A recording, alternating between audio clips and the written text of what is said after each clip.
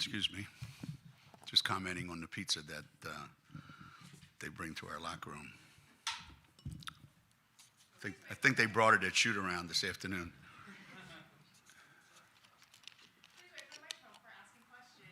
They just poured some red stuff on the box and called it pizza.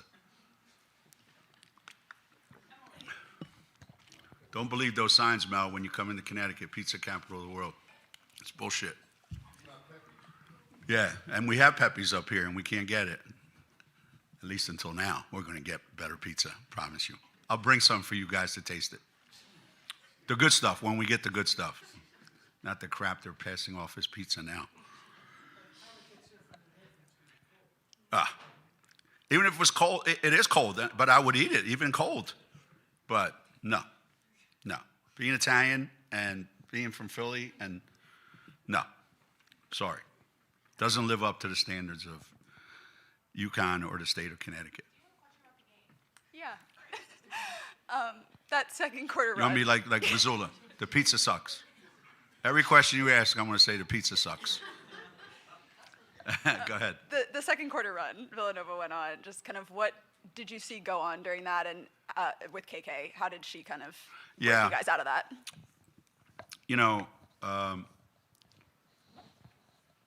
First of all, I'm probably the most surprised person in the building. Well, maybe the players are not surprised, but I'm surprised that we were able to defensively do what we did today against a team that makes it hard for you to guard them.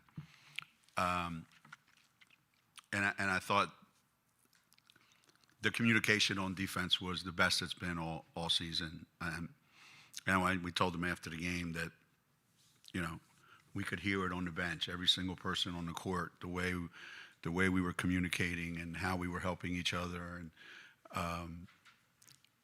I asked, that run in the second quarter was fueled by that, between, the job that KK and the other guys too did on Basco, who's really good. I mean, she's really hard to guard. She gets up 20, 25 shots every game, and today I think she had like 13 or something like that. So we did a terrific job defensively, and I thought on the offensive end we were really sharp. We created a lot of opportunities for ourselves, and we had one stretch, I thought, where we started being silly with our turnovers and didn't give ourselves opportunities, and they made a little bit of a run. Other than that, I think it was a pretty complete game by us, both physically and mentally.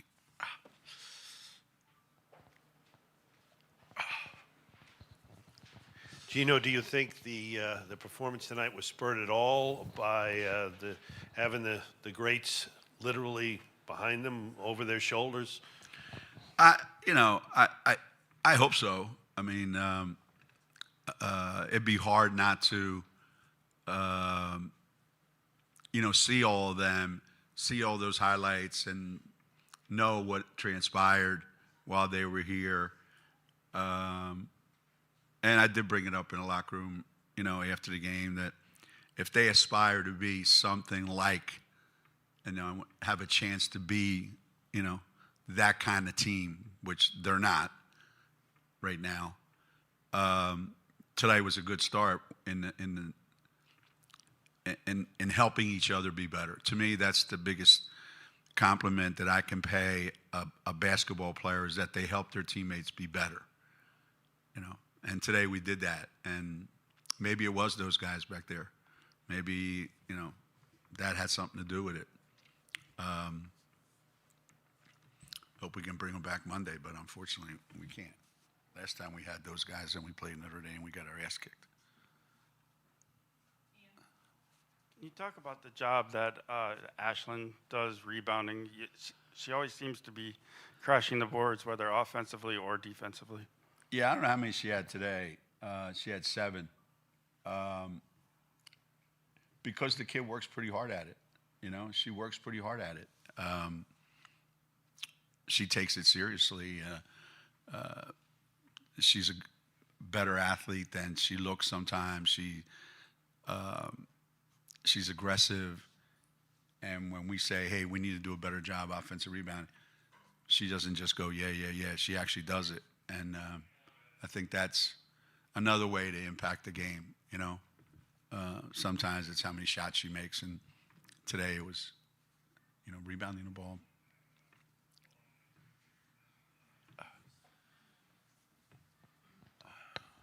Gino, can you talk about that sequence KK had? She second half, she pulls up, bangs a three, gets back on defense, has a steal, layup, timeout, place goes nuts. Just how she's grown over the last couple of years to put something like that together.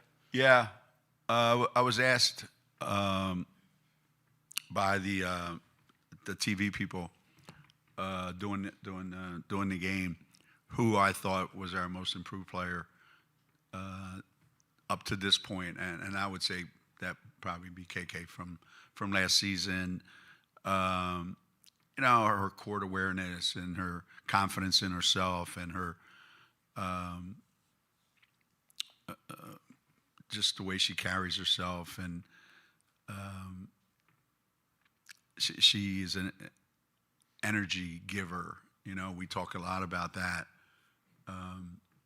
You know, kids come in two forms, you know, those that give you energy and those that suck the energy out.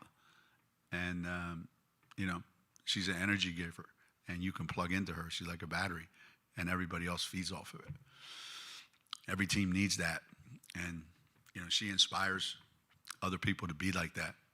And then, you know, you got Sarah Strong diving on loose balls, you know, in a 40-point game. That's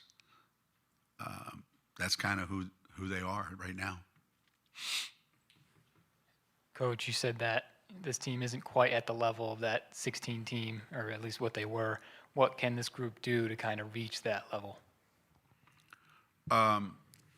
Well, I think with the way the NCAA is now, we could give those other guys some more eligibility and bring them back. Otherwise, this team doesn't have an opportunity to be that team. And nor will many other teams that ever play college basketball will be like that team. So, can they do similar things? Maybe. You know, I think that's, you know, that's something that I think every kid wants to do, is kind of leave a mark at UConn. But maybe because I'm old-fashioned, I think there were some teams that played here at UConn that no one would ever beat, then or now. So I would like for this team to just be a team that whoever they play against, they beat. Trying to beat those other guys or trying to be like that team probably isn't undoable. You mentioned earlier this year KK's comfortability from the three. She attempted three, made two today. Just where have you seen her confidence in, you know, taking those shots and not hesitating when she's out there? KK, you mean? Well, I just think it's putting the time in. You know, spending quality time, both during the off season and even now during the season. You know, they are in there with Morgan and Tanya every day, and I think that players who work that hard, players who spend that much time trying to get better at something, they actually do get better at it. I used to tell people all the time, you know, people thought, when I talked about Paige, they thought Paige came to earth being able to do what she does. They forget the hours and hours and hours, you know, that kid. You know, when was the last time you saw a kid like Paige finish at the basket? All the different spins, all the different ways that she manipulated the ball. That you're not born with that. It's a lot of time spent, and KK's put the time in. You know. You closed the game on a 23-3 run, I think it was. What allowed you to keep your foot on the gas there, even with the score? Because sometimes fourth quarter is not always the prettiest. Yeah, no, I think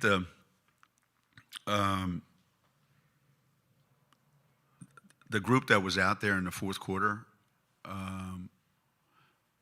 first I think Carol did a great job out there organizing the whole thing, and we had a plan. Like a lot of times that group goes out in the fourth quarter, and they just kind of throw everything away that we work on, and it's like, oh, here's my chance to show Coach Oriema how good I am, and they kind of look silly, they play lousy. I think today we really had a plan out there. We knew what we wanted to do. We knew how we wanted the ball to move. And we played like a really good team in the fourth quarter, which doesn't happen very often. So I'm really happy with that group, because the more they do that, the more confidence they're going to have, regardless of when they're in the game. Gino, you mentioned Sarah diving for a ball up 40. And you've had a lot of 40 or 50-point victories over the years. How much of a challenge, or how important is it for every player to get the most out of every moment of a game like that, and for therefore for the team to get the most out of every segment of a season when there's going to be a lot of games that aren't so close? I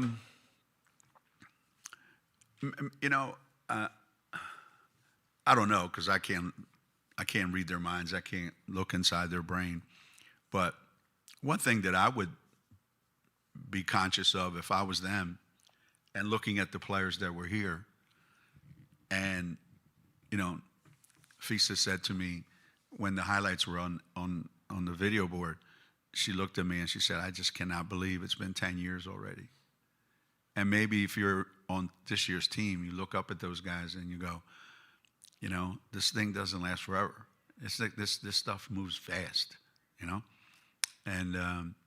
and you want to savor every moment of it. You want to cherish it all. You want to give it, its due. You want to make sure that you respect the game, and you respect your effort and what you bring to the game, and you play the game, and don't get caught up in, what's the score. Yeah, I'm not crazy about, I'm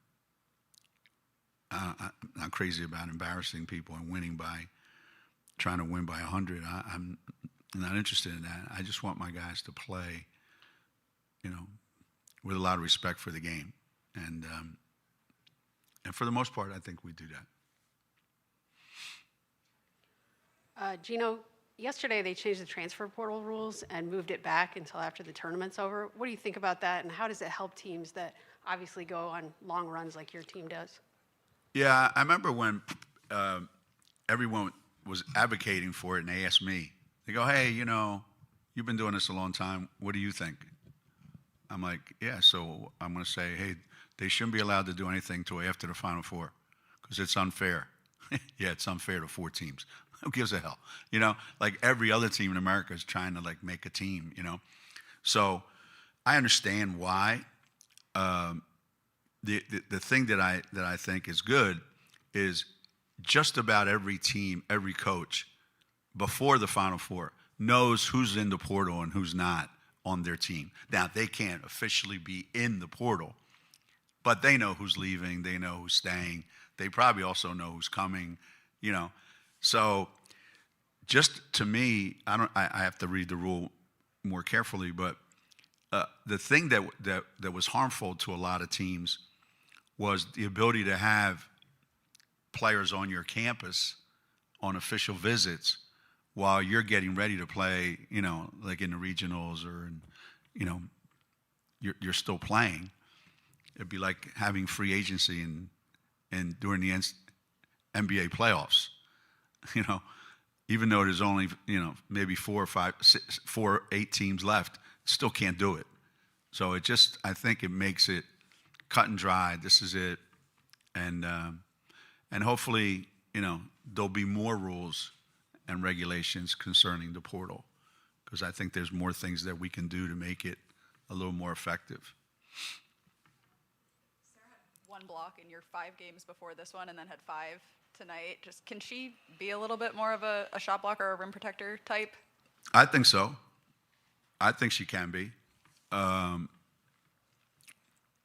She didn't have a lot of silly fouls that then would make you less aggressive.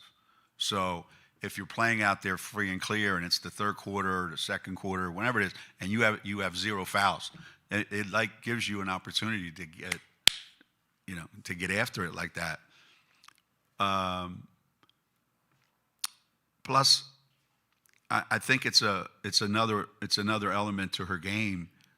I mean, you look at, it's like when you read out her stats, 24 points and 9 rebounds and 4 assists and 3 steals and 5 blocks, and it just goes on and on and on.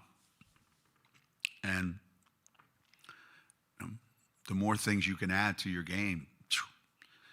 I was talking to Jamel about it on the bench, actually. I said, she's not even halfway there to where I hope we can help her get. She's not even halfway there. Not even close.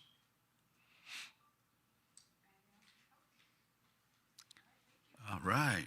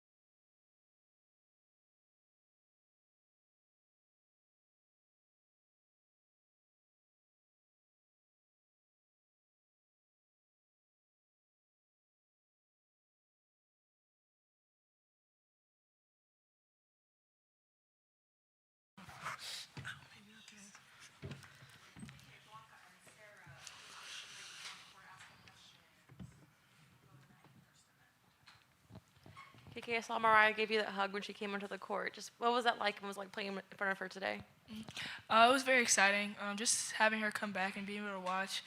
Just having a good laugh with her as well before the game and after, and just having that bond. Super grateful for that. KK, Coach talked about how he thinks you're the most improved player from last year into this year.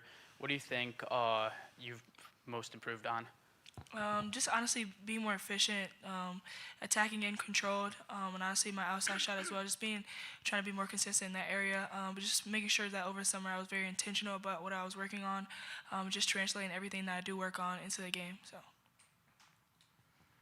Sarah, can you just talk about what it's like to be part of such a program that's like so rich in history, where you have the opportunity to talk to players like Nafisa Collier, Brianna Stewart, pick their brains, ask them questions? Like, what kind of experience is that like?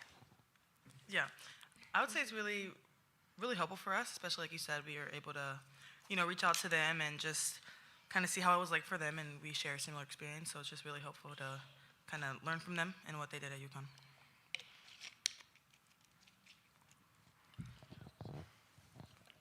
KK, Coach said he thought this was the best your guys' defensive communication has been all season today. Just kind of how would you evaluate, and what did you feel like was clicking for you guys that way today?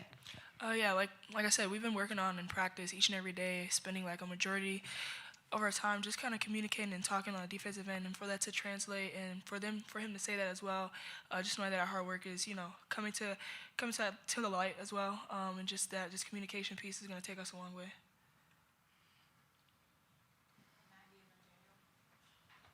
Sarah, how contagious is it when KK is going on those runs? She had that huge three, and then she had the steal right after that. Just what does that do for your guys? Yeah, it just feels like it gives us a lot of energy and intensity. Like when KK just locks in on defense, I feel like that carries over to our offense. So we really appreciate her for that. Love you. You're so cute, guys. Love you, Blanca. You're so cute. I said you. KK, when you say you were more intentional with your workouts this offseason, what did that look like? And was the work that you put in this summer different than how you handled previous off seasons? Yeah, I would say it was like different, just me harping on the specific things that I need to. So of course, my outside shooting, just making sure that I really just stay consistent on that, make sure I'm getting a lot of shots up, attacking the rim, better on 2 feet, kind of looking for kickouts and being smarter in that area, and just watching a lot of film. For all three of you, how are you inspired by the two teams that were on it tonight, and what was some of the conversations, what were the words of wisdom that they gave some of you tonight? Yeah, it was just super special having them, and like I said, they paved the way for us, so just having the opportunity to have them back and kind of, give them like a congratulations to what they all accomplished while they were here. Just kind of conversation, just telling us to go out, play hard, and just after the game, just kind of telling us a great game, different things that they see, but just a lot of laughs and, them coming back and just reuniting as a team themselves, just giving us a little, nudge. Pretty much what KK said, just really happy to have them here and able to learn from them, and very proud of them for what they did. Same thing. Me too? Oh. I mean, hey, I just enjoy their presence here, and but it was great to have them here to the game and share with them this special moment for them. So yeah. KK, can you talk about the job that Ashlyn does crashing the boards offensively and defensively? Yeah, no, Ashlyn, just a hardcore. She puts her body on the line, and just super grateful to have her.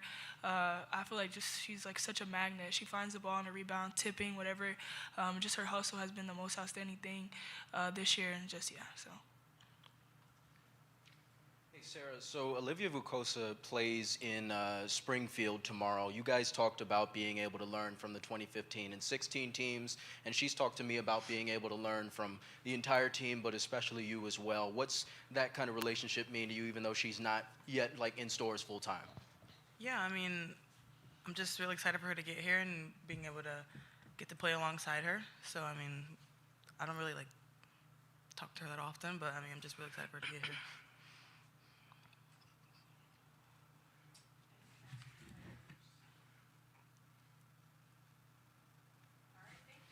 Thank you.